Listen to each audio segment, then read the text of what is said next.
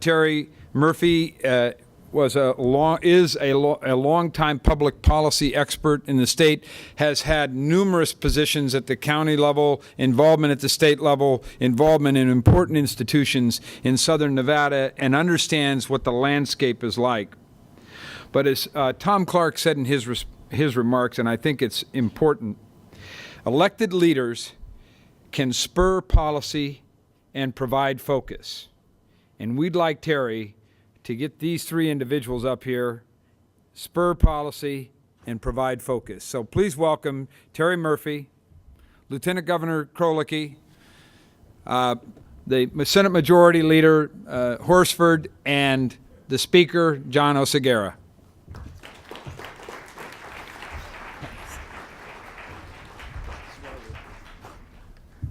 Note that swagger.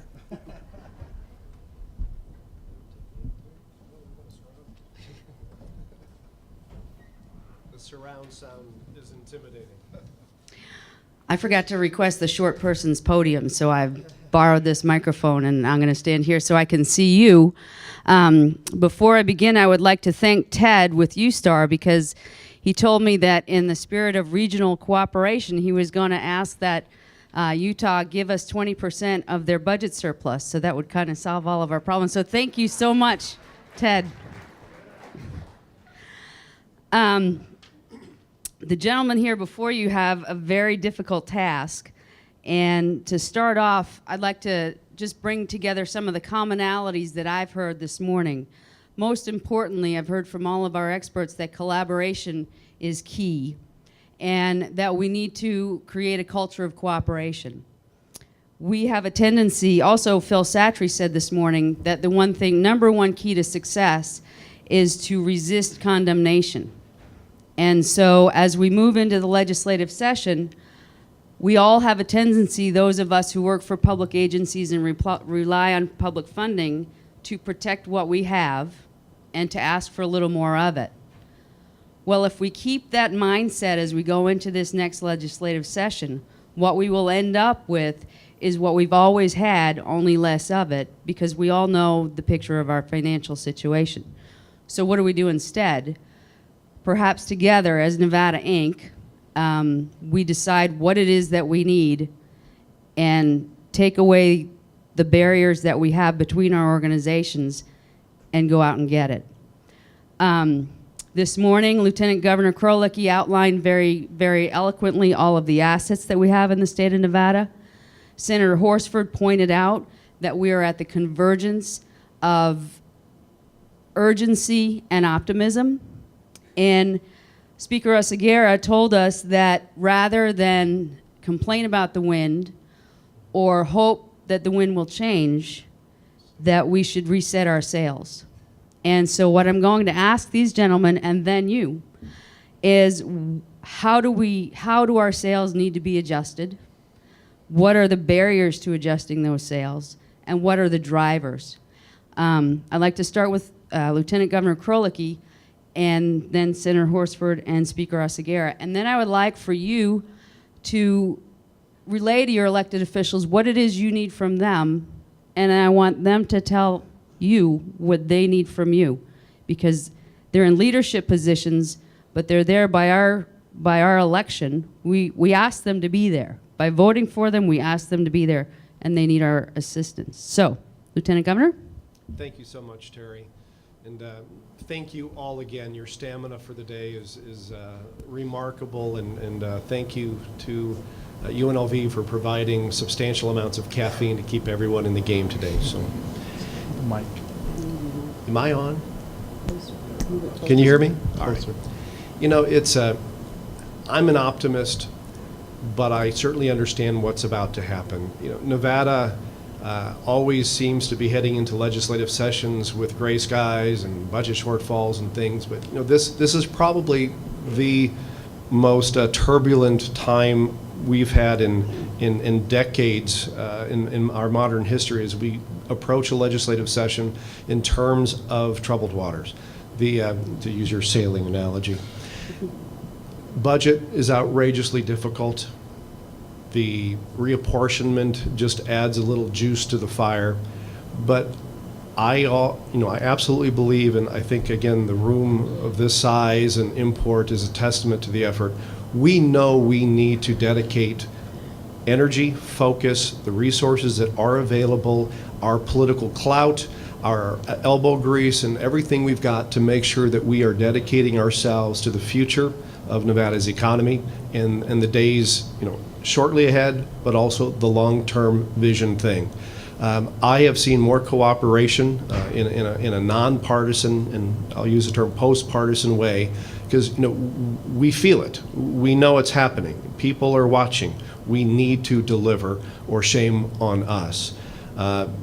Personalities always play a part, and I think that personal friendships in the Senate will, our problem is with the Assembly, not the partisan activities on the Senate side. Just teasing. John Oceguera is a friend of mine for a long time. I think Stephen Horsford and I had lunch probably 2 decades ago for the first time before we had these high-paying jobs. And we have the abilities to work together. We have the ability to reach across the aisle. And Lord knows we feel the political winds that are blowing that we must deliver. So I think, we do need to, we have many different pieces of the puzzle coming together, whether it's the stakeholders group, the task force that we've been doing, the campus activity, the chambers in engagement, the development authorities around the state, the private folks and the not-for-profits like Brookings and the Milken Institutes. We are all converging on this moment. We will take the best ideas of things we've heard today. Many of the ideas already incorporated. I mean, I was teasing Ted. Some of the USTAR model, we proposed in legislature in 2001. But when we had a 3.5 unemployment rate and things were great because we were growing jobs faster than any other state, and we had the highest growing per capita income in the country. So, but now is the moment we have to do this. And not to be a Pollyanna, but I do believe that we get it. We will agree on certain models. We have a new committee in the Senate. We have a new state senator who will be chairing that effort, but we're in this together. As I said first thing this morning, the cooperation we've already had in the Assembly side, and Assemblywoman Kirkpatrick, her partnership, her willingness to work hard, being part of the task force. I mean, I think many of the activities, the emotions, the professionalism, and the sense of honor and duty will trump many of the normal things that happen in a legislative session. I mean, I hope we can do this early before certain things do blow up, but I think there are tools available. Monies are always a difficult issue, but I would submit and put it on the table, not to make our friend in PERS, but as somebody who participates in PERS, I'll say it. The resources, the tens of billions of dollars in the Nevada PERS system, that is capital that can be used, if appropriate, in the investment grade, those kind of things, to help us jumpstart some of these activities. We've suggested in previous years, but we will resuggest. Perhaps with this different momentum, it'll have a more cooperative reception. But new ideas are always hard. But using unclaimed property, Nevada has a constitutional. Excuse me, Brian. I just realized that they put me in the position of having to tell the lieutenant governor that he only has 30 seconds. Thank you very much. I yield. My apologies. Collaboration and things. Thank you, Lieutenant Governor. Senator Horsford. I want to start by recognizing, I know there's several legislators here, but on the Senate side, in the back, Senator Mike Schneider, who's the chair of the Commerce Committee on Commerce, Labor, and Energy, which a lot of the issues that we've talked about today are a focus, as well as Senator Ruben Kihuen, who is here today. If they're here and can wave their hands somewhere. Senator Kihuen will be chairing a select committee on economic growth and employment. And we decided to do that because we knew, based on all of the challenges that we're having, that we needed to have a laser-focused attention on those issues. And so one of the action steps that I think can come out of today's meeting is that whatever needs to get done will go to one place. and be fully vetted and have the time and the attention of a dedicated committee that can review those policies for the benefit of how they grow the economy and put people back to work. And then to the extent they need to be reviewed by other committees, whether they be finance committees or the policy committee of that jurisdiction, they can do so. I think, as you said, Terry, it is about collaboration. It's about breaking down silos. It's about doing things differently. I think in the state of Nevada, we have held on so closely to our traditions. Some of them are great traditions. I'm a native Nevadan. I went to school in Reno, and there are a lot of great traditions in this state. But there are some traditions that we need to move on from. And we have some governance structures in this state that are holding us back from our own success. We have governance structures in the system of education that need to be reviewed. We have governance structures in economic development that need to be reviewed. We have governance structures in the way state government looks that need to be reviewed and acted upon. And so I think the speaker and I, we've been working our two caucuses for the last year because we've seen this was coming. I mean, we knew it was bad. We didn't know how bad it would ultimately get. But there is some preparation that's in place. And so I will say there's two things that I think we need to do out of here. First and foremost, we need to come up with very specific action steps to put people back to work as soon as possible. Those 200,000 people that we talked about at the start of this conference need jobs to go back to work to. We need them to go back to work because they're part of our economy recovering. The second part that we need to do is the longer term planning of growing our economy into new ways. And I feel that there are very low-hanging fruit. The renewable energy sector is a no-brainer, but also healthcare and intermodal transportation. We've had interim studies that have looked at this, and there are very specific opportunities. That competitive advantage that Don talked about, we know there's a competitive advantage with our airport and our rail system that if enhanced greater, we could capitalize on. Nevada is one of a few states in this region, and I wanted to ask this question of the other states, that doesn't have a financial services sector, a strong financial services sector. So too many of the decisions about getting access to capital for small businesses and even large industry aren't made here in our state. And so we need to figure out a way to bring that sector as well as research and development to the state, because those are opportunities that we're missing out on, and they're competitive advantages that we're losing to states like Colorado, Arizona, Utah. And I, for one, am very competitive.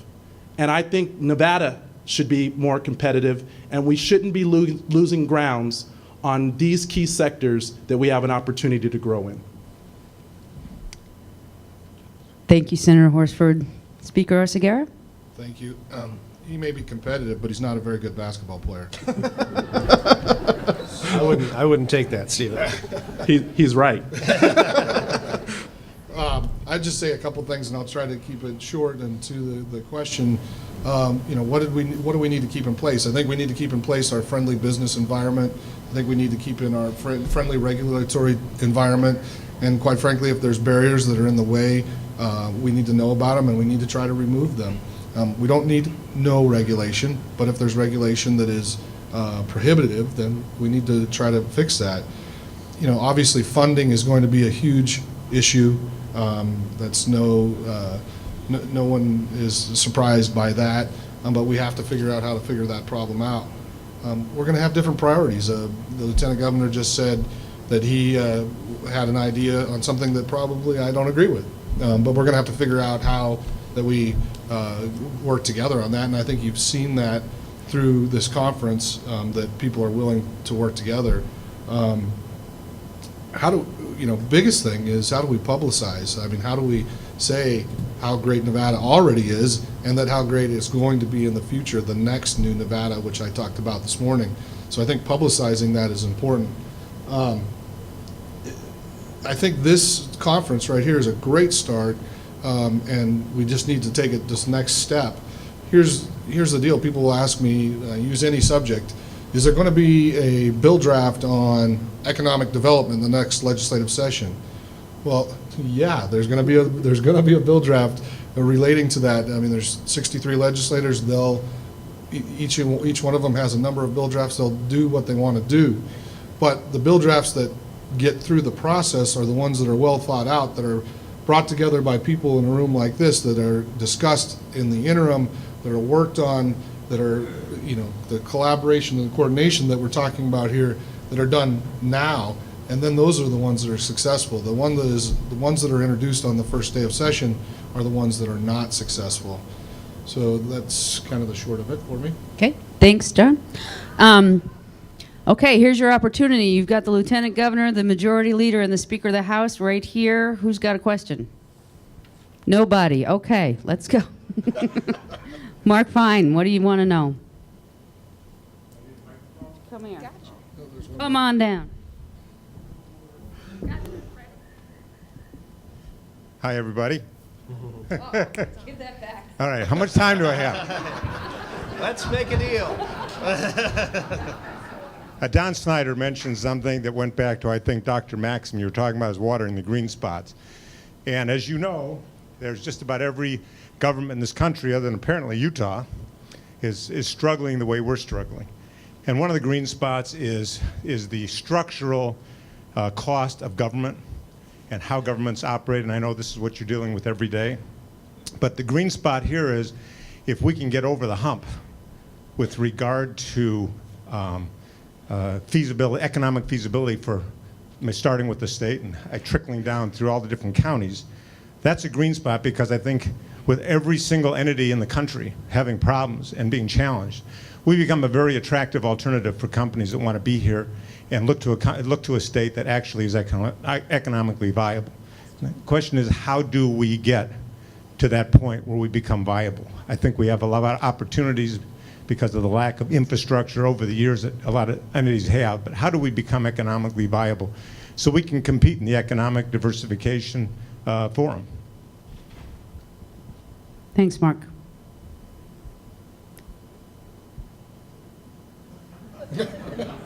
How about I give a hint?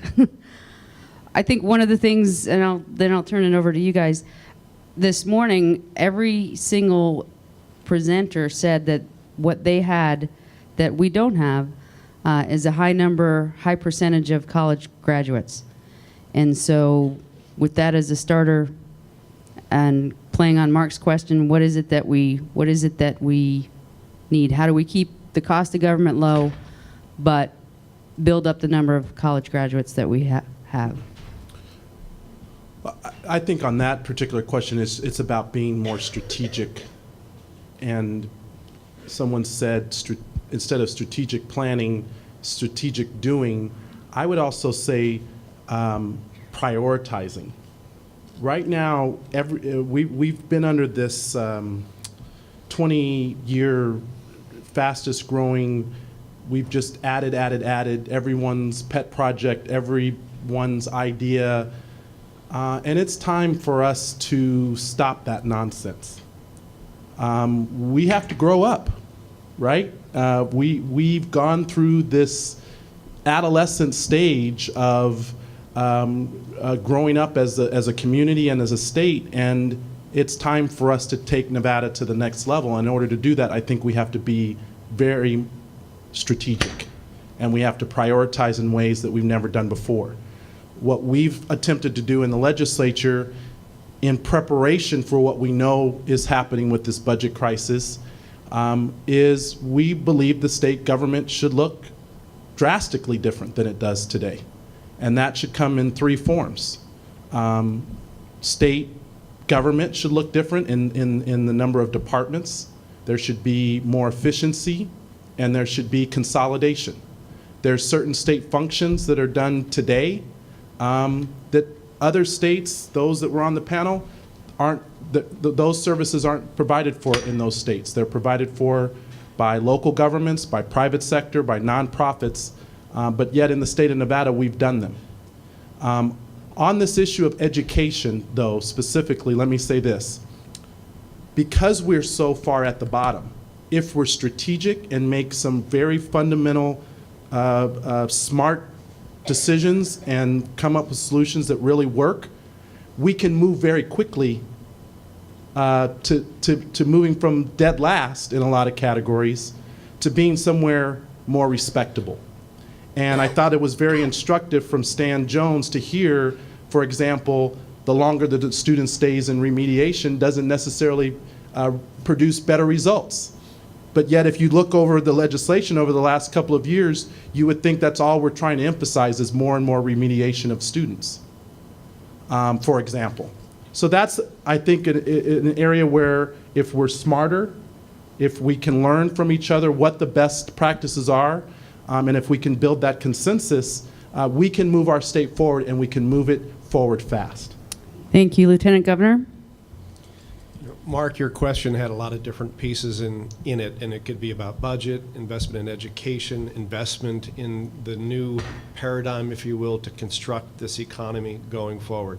Now, I think we all agree, and it's probably a safe thing to say on a university campus, education is front and center, the key to most of those things that we want to achieve. We must make sure that the focus remains.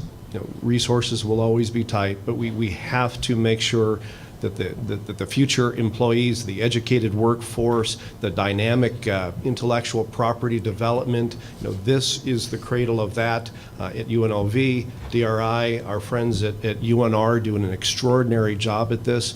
But we need to make sure that we are graduating folks who can accommodate that future of tomorrow that those businesses want. They need that educated workforce. But I think the old treasurer in me, there's still the practical financial, how do we jumpstart some of these things? I mean, there are avenues to do this, and I'm trying to watch times and cards and things, so I've been captured twice already. But there are ways to do it. I mean, whether we can agree or disagree, but PERS invests in things around the country. That's what it does. What is an investment portfolio? I think Nevada, its infrastructure, its businesses, its incubators are a great investment for Nevada employee pension monies. It's long-term, it's appropriate, it's fiduciary. Things like unclaimed property. We have a constitutional prohibition of the state lending its money or credit to for-profit enterprises. I look at some of the other states that have presented today, they don't have that. They could appropriate tens of millions of dollars to get things going. We don't have that luxury. So we need to look outside that box, horrible term. We need to have a strategic plan. If we're all sitting together saying, we agree on this, our private sector partners agree with this, higher education believes in what we're doing, this is a plan we can buy in. I think that private and the not-for-profit and the philanthropic folks will step up to the table and help us see this effort. So that sign on Nevada to the folks outside, we're open, we're back, we're revitalized, we're ready, and just hang on, put on your seatbelt. Thank you. In 1 minute, which is what we have left, I want to ask each of you, aside from campaign contributions, what is it that you need from the people in this audience? The one thing, what do you need from the business and academic community to get your jobs done? Be a resource. Thank you. Thank you for your brevity.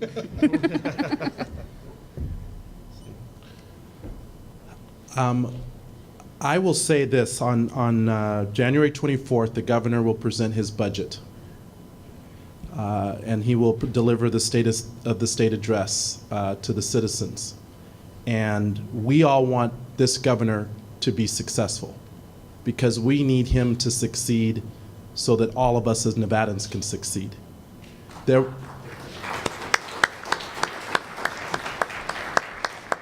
will be things in his budget that we won't agree with. There will be things in his budget we will like. And there will be things in his budget that we will have to accept because of the dire circumstances that we're in as a state. What I would ask is that you truly engage in this process. Nevada is at a crossroads. We have no more short-term stopgap measures. There is no federal stimulus that's going to come from the federal government to keep our teachers in the classroom, it's on us now as Nevadans. And it's on all of you in this room and those employees and colleagues that you work with who are going to have to engage with us to make some very critical decisions. And so after the governor releases his budget and we disagree with the things that we don't agree with him on and give compliment to those things we do, we are going to need to roll up our sleeves and figure out the rest. And we need your help to do that because we don't have all of the solutions or the answers. And a big part of us fixing our budget is growing our economy. The speaker and I had a meeting with several economic development leaders, and we asked for this type of an effort to be undertaken so that the private sector could present to us as policymakers what needed to happen to grow our economy. That's why we're here today. And the work that we do between now and the next couple of months will determine whether or not we're serious about that. So we're looking for your continued participation, your ideas, and solutions that we need to grow our economy and put people back to work. Thank you. Lieutenant Governor, anything to add? You can. I always have something to add. But I know there's time. Quickly. You know, your support, your engagement, your patience, hold our feet to the fire. Difficult decisions abound, but if we waste this opportunity to not just address the superficial things and just to balance a budget, the structural challenges within the state's balance sheet, assets, liabilities, the foundation going forward.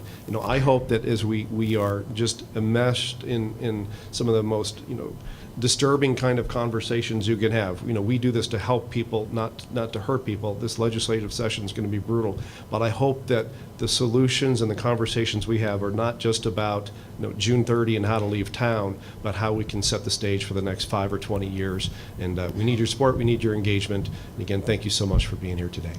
Thank you very much. You should all know that these gentlemen serve for pretty much not a lot of pay, and it's really hard to get the job in the first place, and they do it for the purpose of getting beat up in the press every day. So thank you all, gentlemen.